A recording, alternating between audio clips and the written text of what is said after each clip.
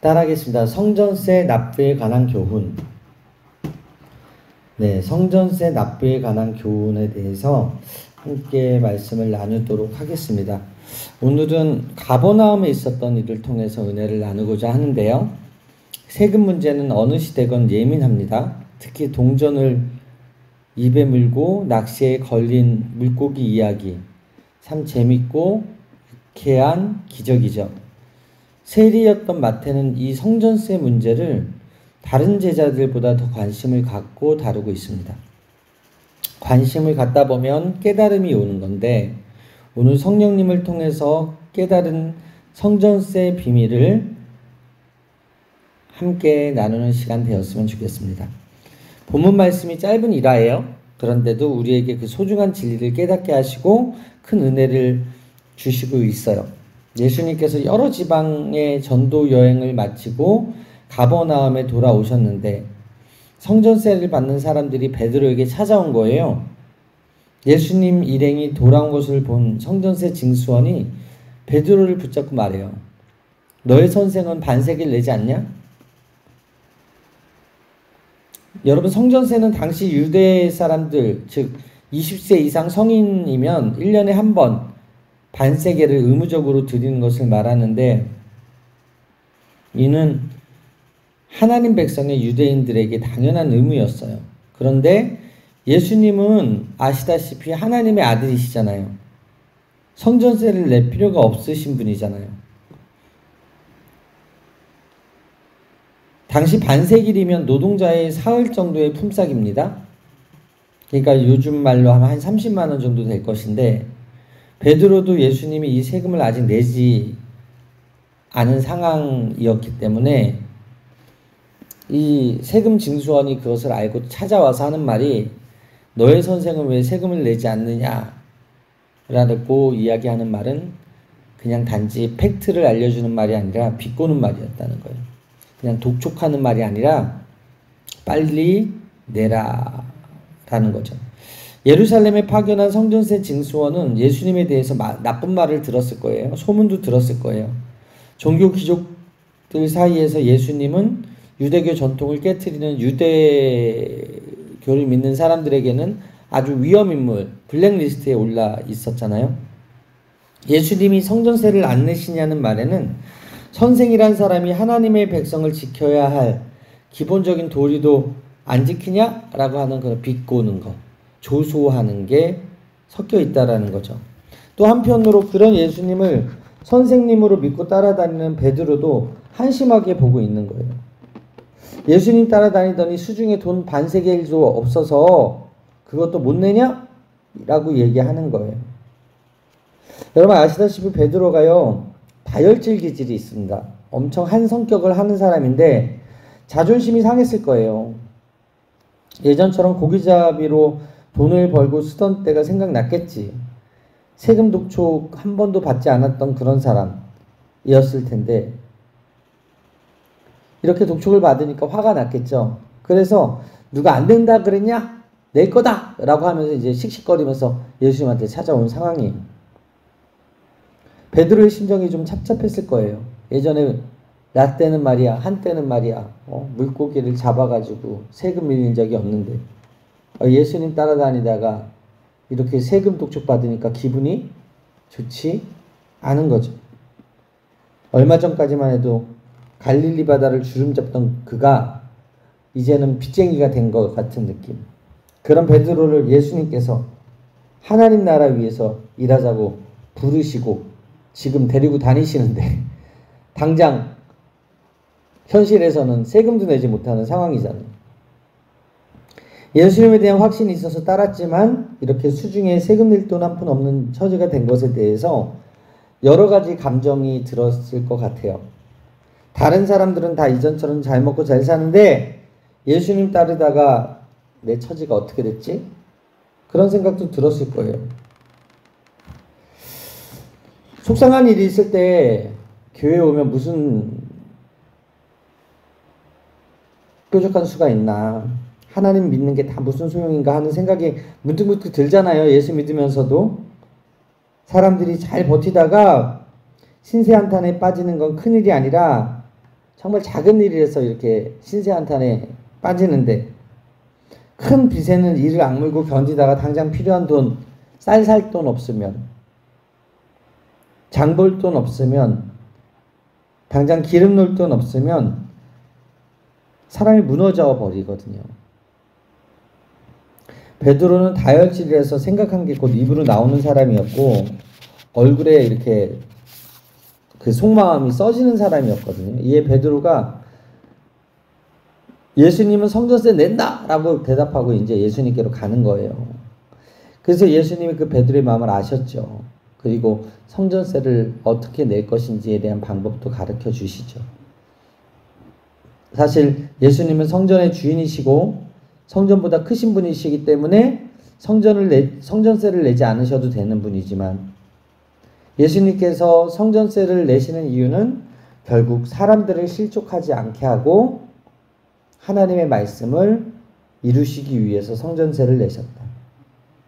세상 왕들이 자기 자녀에게 세금을 물리지 않듯이 원칙적으로 제자들은 하나님의 참된 아들이기 때문에 성전세를 내지 않아도 됨에도 불구하고 예수님께서는 세상 사람들이 실족하지 않게 하기 위해서 세금을 물리셨다. 그래서 우리 다시 한번 24절에서 27절 읽겠습니다. 시작. 가버나움에 이르니 반세계를 받는 자들이 베드로에게 나와 이르되 너의 선생은 반세계를 내지 아니하느냐? 이제 내신다 하고 집에 들어가니 예수께서 먼저 이르시되 시몬아 내 생각은 어떠하냐? 세상 임금들이 누구에게 관세와 국세를 받느냐? 자기 아들에게냐? 타인에게냐? 베드로가 이르되 타인에게니이다. 예수께서 이르시되 그렇다면 아들들은 세를 면하리라. 그러나 우리가 그들이 실족하지 않게 하기 위하여 내가 바다에 가서 낚시를 던져 먼저 오르는 고기를 가져 입을 열면 돈 한 세겔을 얻을 것이니 가져다가 나와 너를 위하여 주라 하시니라. 6월절 한 달 전쯤 유대인들이 반세겔의 성전세를 낸다고 합니다. 성전세를 수금하는 그 사람들이 왜 예수님은 성전세를 내지 않습니까? 라고 베드로에게 물었을 때 그가 예수님은 세금 낸다! 라고 대답해 버린 거예요. 이에 베드로는 예수님께 물어보지도 않고 화가 나니까 답을 해버린 거죠. 왜냐하면 평소 예수님께서 성전세 내신 것을 보았기 때문에 예수님께서 납세의 의미에 대해서 분명히 천명하셨어요. 예수님은 자신이 하나님의 아들이기에 당연히 성전세가 면제되지만 사람들을 실족하게 하지 않기 위해서 당신이 납세의 의무를 이행한다라고 말씀하는 거예요. 즉 예수님은 세상의 왕들이 관세나 주민세를 자기 아들들에게 받지 않는다고 말씀을 하시면서 그렇기 때문에 하나님의 아들인 당신도 낼 필요가 없지만 그리고 제자들도 성전세를 내는 게 면제되지만 세상 사람들이 봤을 때 실족할 만한 여지가 있기 때문에 낼 것이다 라고 말씀하는 거예요. 요즘 조세 원칙은 소득이 있는 곳에 세금이 있다거든요. 돈을 벌면 내야 된다는 거잖아요. 대통령 아들이라고 해서 세금 면제해 주지 않아요. 예수님 당시 왕권주의 사회에서는 왕자들에게 세금 받지 않았습니다. 우리나라 조선시대만 해도 왕자들과 공신들은 세금을 면제받았습니다. 베드로는 여전히 퉁명스럽게 대답했을 것 같아요. 그야 당연히 타인에게 받는 거지.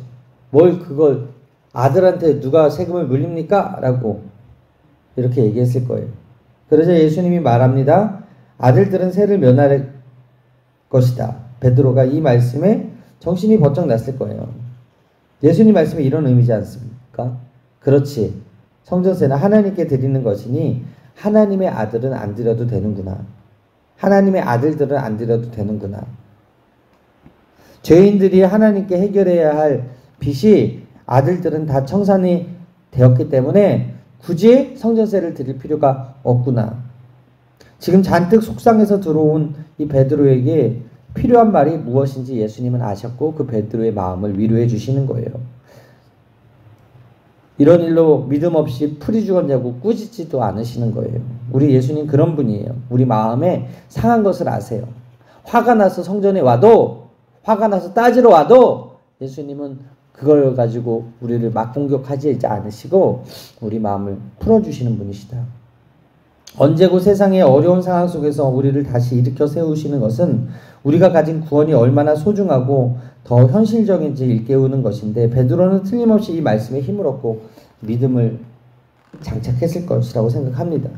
짧은 몇 절의 말씀이지만 곱씹어 보면 예수님이 약한 우리 마음을 읽고 계시는구나, 그리고 가장 현명한 처방을 내리고 계시는구나, 그리고 세상과의 관계 속에서 실족한 사람이 한 사람도 없기를 원하시는구나 라는 것을 알 수 있어요.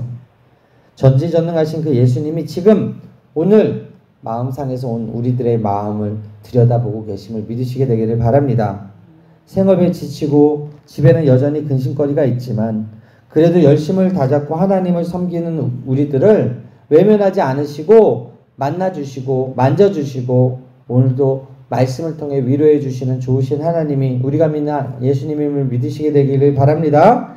그런데 우리가 사는 세상에 늘 파도가 있어요. 인생이라는 파도. 그래서 한 방에 넘어질 때가 있다고요. 베드로가 세상적으로 볼 때 그렇듯이 성도들도 세상에서는 어느 정도 고난을 겪고 살잖아요. 그러나 지금 어떤 처지에 있든지 변하지 않는 확고한 사실은 우리가 하나님의 아들, 영광스러운 상속자라는 거예요.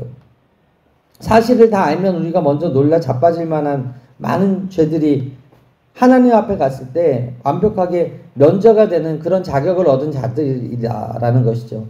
예수님께서 십자가에서 단번에 다 이루었다라는 것은 곧 우리의 죄를 사해 주셨다라는 거예요. 그 이름을 믿는 자들이 이제는 더 이상 죄인이 아니라 하나님 앞에서 의롭다, 양자되었다, 천국에 들어갈 자격을 얻게 되었다라는 거예요. 이 사실을 알면 얼마나 감사한지 몰라요. 남들 보기에 잠시 초라한 처지가 되었다고 해도, 현실이 마음에 들지 않고 불평스럽다고 해도 우리는 하나님이 약속한 것을 반드시 받게 될 하나님의 상속자임을 믿으시게 되기를 바랍니다. 고린도후서 4장 17절 이하에 우리가 잠시 받는 환난에 경한 것이 지극히 크고 영원한 영광에 중한 것은 우리에게 이르게 하림이니, 우리가 주목하는 것은 보이는 것이 아니요 보이지 않는 것이니, 보이는 것은 잠깐이요 보이지 않는 것은 영원함이라. 성도가 세상을 이기는 것이 믿음입니다. 하나님이 우리의 모든 것을 다 알고 계시는 것과 장차 지극히 크고 영원한 영광이 준비되어 있다는 것을 항상 잊지 않고 되새기며 이 믿음을 스스로 힘있게 갖고 살아가게 되시기를 주님의 이름으로 축원합니다. 근데 오늘 마태를 통해서 전해주는 이 핵심은 예수님께서 성전세 문제를 구원의 문제로 연결시키고 있다라는 거예요. 사실 성도들 대부분 하늘의 일보다 땅의 일에 관심이 많아요. 생활의 문제에 관심을 갖고 교회에 와요. 그리고 말씀을 통해서 교회에서 기도하여서 아니면 주의 종한테 하나님의 마음, 하나님의 처방전을 받고 싶어요. 병원에 가면은 의사의 처방전을 받잖아요. 마찬가지 교회에 오면 하나님 처방전 받고 싶은 거예요. 성경은 물론 이 세상을 살아가는 가장 현명한 지혜를 주는 책이지만, 그러나 신앙생활에서 더 중요하고 본질적인 것을 교회에 나오면 찾을 수 있다고 믿는 거죠. 우리가 믿는 예수님과 장차 누릴 영원한 생명과 복된 내세에 대해서 성경과 하나님 말씀은 우리에게 가르쳐주고 있어요. 그게 우선이거든요. 그 문제가 바르게 되어야, 먼저 그의 나라와 그의 의가 바로 서야 삶의 문제들이 해결이 돼요. 왜 오늘 성경은 2000년 전에 이 성전 납부 문제, 이 성전세를 우리에게 가르쳐주고 있습니까? 사실 바로 이런 것들, 지금 나와 아무 상관없다고 생각되는 게 가장 중요한 거일 수도 있어요.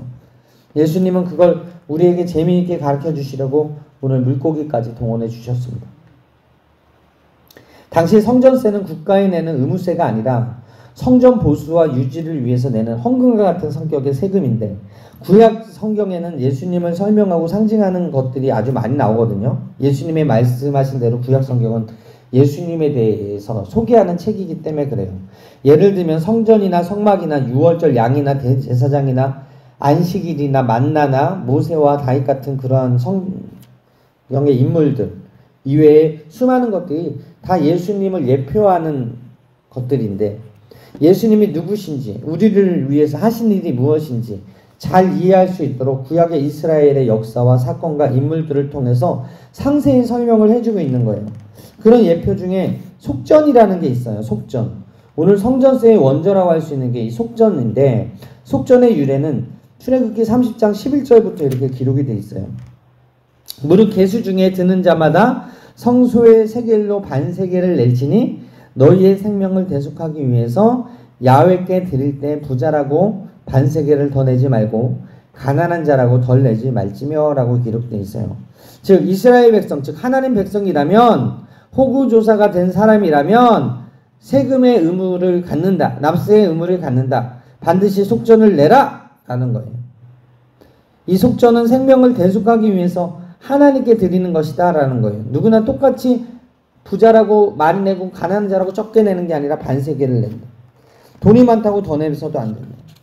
이 반세겔 하나님께 드리지만 그 용도가 어떤 건지 가르쳐 주시더라는 거예요. 출애굽기 30장 16절에 너는 이스라엘 자손에게서 속전을 취하여 회막 봉사에 쓰라. 이것이 야훼 앞에서 이스라엘 자손의 기념이 되어 너희 생명을 대속하리라.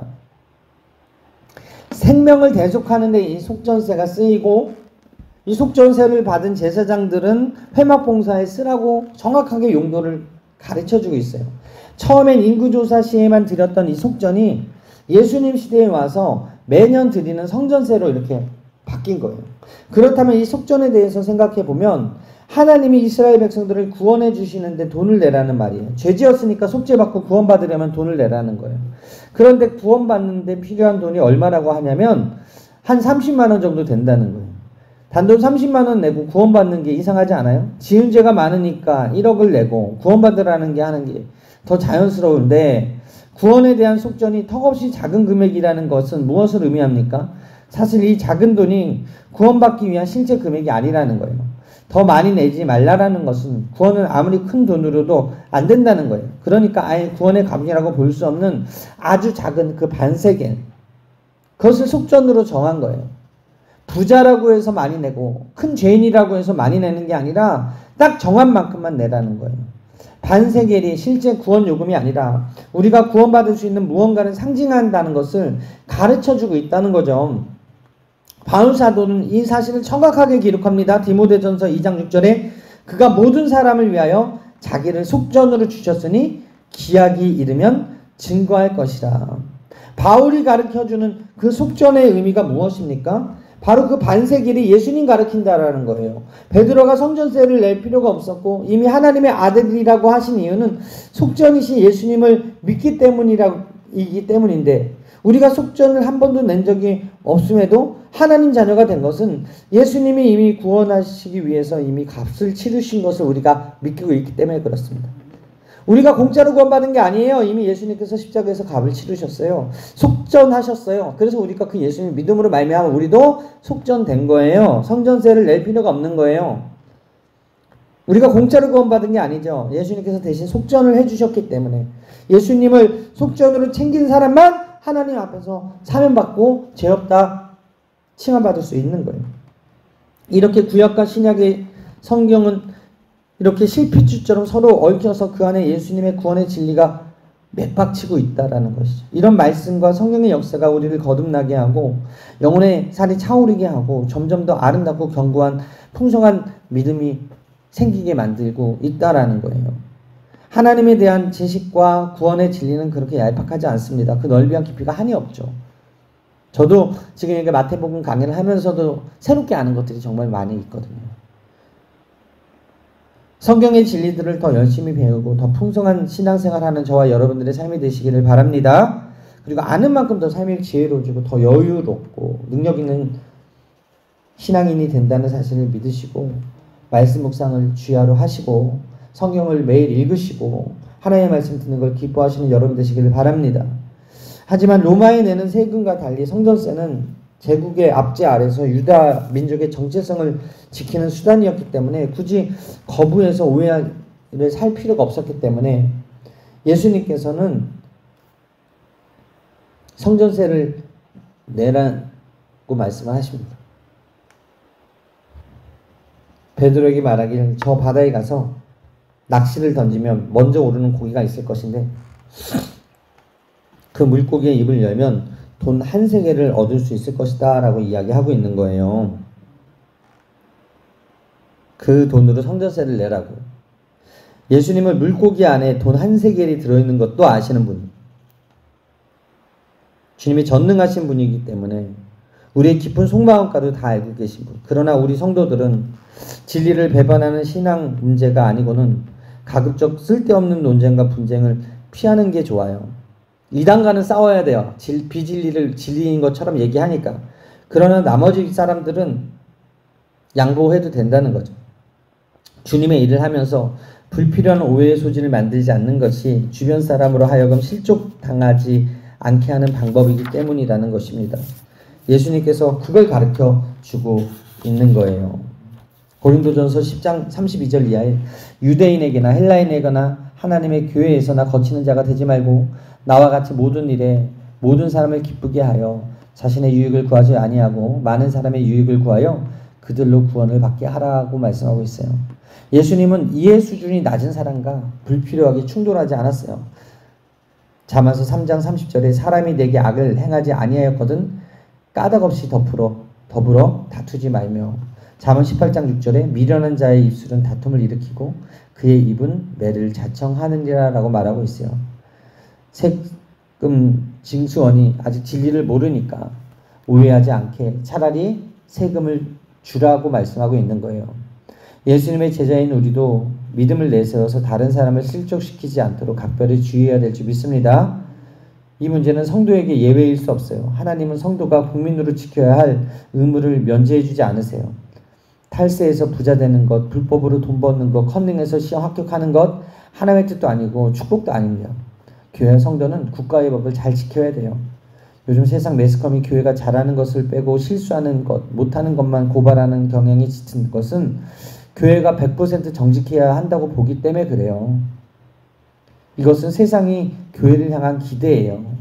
그들이 교회를 우러러보게 하기 위해서 교회가 100% 정직한 삶을 사는 길밖에 없고 악을 조장하는 질서에는 단호히 대응하고 공공의 질서를 위해서라면 자유와 권리를 양보하는 선택을 해야 된다. 그래서 27절에 뭐라고 써있어요? 함께 읽을까요? 시작.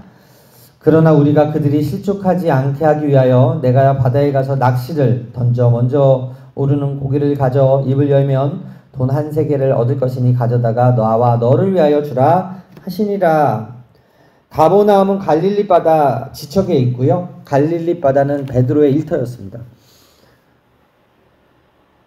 본문에서 베드로가 잡았다던 동전을 입에 문 그 고기가 갈릴리 바다에서 잘 잡히는 고기예요. 예수님은 베드로의 구원을 위해서 자신을 속전으로 주셨을 뿐만 아니라 땅의 삶에 있어서도 공급자가 되시기 위해서 가서 물고기를 잡아라고 말씀을 합니다. 전직 어부였지만 예수님을 따른 이후에 다시 그 직업으로 돌아가서 자기 힘으로 먹고 살지 않은 그에게 잘하는 것으로 성전세를 내라고 말하는 거예요. 오늘도 성전세를 가서 하루 일해서 돈을 마련하라고 하지 않으시고 가서 낚시하면 한 마리 잡힐 건데 그 한 마리 속에 뭐가 있다? 한 세겔의 성전세가 있을 것이다 라고 이야기하는 거예요. 예수님이 제자들 12명을 데리고 3년 반을 먹이고 생활을 책임지셨다라는 것은 대부분이 가난하던 그 당시에 놀라운 기적입니다. 마치 광야 생활에 만나 메추라기로 먹이신 것 같이 12명의 성인을 3년 반을 굶지 않고 먹이셨다는 건 예수님이 어떠한 분인지를 가르쳐 주시고 있다라는 거예요. 그들이 호의호식한 것은 아니지만 예수님이 다 그들의 생업을 책임져 주셨다. 한 번은 제자들에게 전도훈련을 시키기 위해서 여러 마을로 흩어보내셨고 그들 손에 여행 경비를 줘서 보내신 것도 아니에요. 나중에 물으셨죠. 너희에게 부족한 것이 있었냐? 제자들이 말하잖아요. 부족한 것이 없었다. 예수님이 책임지셨고 설령 함께 있지 않을 때조차도 사람들을 통해서 공급해 주신 것을 제자들이 체험하고 돌아와서 기뻐하며 즐거워했다고 성경은 기록합니다. 저번에 예수전도단이 오셨잖아요. 그분들 아무것도 안 가져오셨거든요. 그냥 하나님 음성 듣고 왔거든요. 근데 우리가 여기서 먹여드리고 여기서 재워드리고 또 함께 사역한 것도 하나님의 공급하신 가운데 있는 선한 계획 같은 거예요. 우리가 예수님을 믿고 나서 세상 일을 해야 됩니다. 먹고 살려면. 세금도 내야 됩니다. 의무니까. 카드 대금도 내야 되고요. 의식주를 위한 경비도 지불해야 됩니다. 먹고 사는 게 너무 쉽지 않아요. 그러나 이 모든 일은 이제 하나님이 책임지시겠다 말씀하고 있는 거예요. 이전처럼 내 힘으로만 살아가는 것이 아니라 하나님이 계획하시고 준비하시고 우리를 이끌어 가도록 우리를 부르셨고 우리를 책임지시겠다. 어제 뉴스 보니까 20대 사람들의 4분의 1 정도가 카드빚에 허덕이고 있다라는 이야기를 들었습니다. 그래서 그 카드빚을 또 갚기 위해서 대출을 받고 있다라는 이야기를 들었습니다. 여러분, 빚은 빚을 남을 수밖에 없고 그 빚이 우리를 더 노예로 만들어요. 하나님께 맡겨버려야 됩니다. 하나님이 우리를 책임져 주시겠다 부르셨으니 하나님께 우리 삶을 맡길 때 하나님께서 우리의 인생을 책임져 주심을 믿으시게 되기를 바랍니다. 고기 잡는 일 이전에는 베드로가 하던 일이고 잘하는 일이었어요. 낚시를 던지는 일을 노련한 베드로가 했지만 무엇이 낚일지는 예수님께서 정해놓으시고 꼭 필요한 것을 잡게 하셨다. 그 배를 갈랐더니 필요한 게 있었다. 우리를 이렇게 기적적으로 인도해 오셨고 앞으로도 인도하실 분이 우리가 믿는 예수님이심을 믿으시게 되길 바랍니다. 이것이 일자리는 감소하고 사업장은 문을 닫고 실업률을 늘어나는 이런 불황의 그늘 속에서도 우리가 염려하지 않고 일상의 삶을 잘 살 수 있는 비결임을 깨닫게 되기를 바랍니다. 말씀을 마치겠는데요. 오늘 무엇보다 우리의 속전으로 자신을 내어주신 예수님에 대해서 잘 이해하고 잘 믿게 되길 바랍니다. 주님은 그렇게 우리에게 영원한 내세의 복을 주셨을 뿐만 아니라 지금 현재도 우리를 돌보시고 인도하시고 함께하고 계셔요. 무엇을 먹을까 마실까 염려하고 걱정하지만 이 새벽에 나와서 기도하는 여러분들의 기도의 제목도 이미 다 알고 계시고 여러분들을 위해서 필요한 것들 다 준비하고 계세요. 생활의 염려와 앞날의 두려움이 엄습할 때 물고기 입에 동전을 물려서 잡게 하신 그 예수님을 기억하게 되기를 바랍니다. 약한 자를 실족하지 않게 하신 주님을 본받고 우리 언행에 사랑과 너그러움이 있도록 노력하고 주께서 반드시 우리를 통해서 구원할 자들을 구원해 주실 것이다. 항상 믿음으로 기도하며 확신을 갖고 굳건한 걸음으로 인도에 따라 살아가는 복된 삶을 사는 저와 여러분들의 삶이 되시기를 주님의 이름으로 축원합니다. 저도 주의 종이기 때문에 하나님께서 먹이고 입히셔야죠. 그래서 하나님께서 먹이고 입히신다고 믿고 살아요. 반드시 저 횡성에 왔는데 굶기기 하겠냐 하고 왔는데 여기 왔더니 한우도 먹고 더덕도 먹고 지역 특산물도 잘 먹고 또 우리 애기들 키 크고 이렇게 살찌는 거 보면 하나님께서 먹이시고 입히시는가라는 것을 깨닫고 있는데 우리 성도님들도 오늘 그 인도하심을 따라 살아감으로 하나님의 공급하심을 풍성하게 체험하는 삶이 되시기를 주님의 이름으로 축원합니다. 기도하겠습니다. 아주 작은 믿음이지만 주님께 맡깁니다. 주님의 더 큰 능력을 경험하는 오늘 하루가 되게 하여 주시옵소서.